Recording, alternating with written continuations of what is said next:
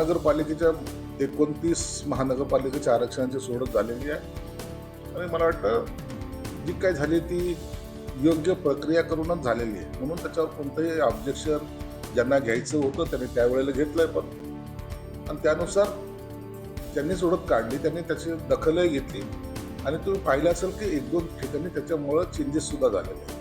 म्हणून आता आरक्षणावर जास्त बोलणं उचित ठरणार नाही. जे आरक्षण पडलंय त्या पद्धतीने त्या ठिकाणी महापौर बसेल.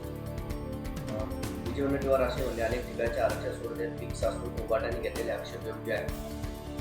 आरक्षण हे सगळं देखत निघत असतं. कसं या लोकांना काय झालेलं आहे, मनाप्रमाणे जे काही काम झालं नसेल तर त्याच्यात घोटाळा झाला, गडबड झाली.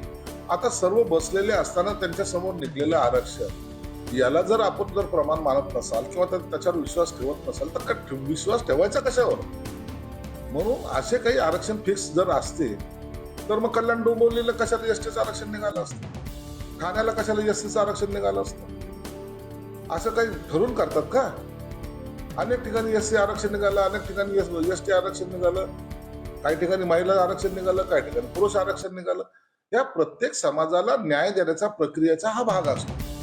आणि जर प्रक्रियेच्या भागामध्ये जर आपण दरवेळेला जर ऑब्जेक्शनच घेत बसतो मग इतर समाजाला न्याय द्यायचाच नाही असं काही धोरण आहे का?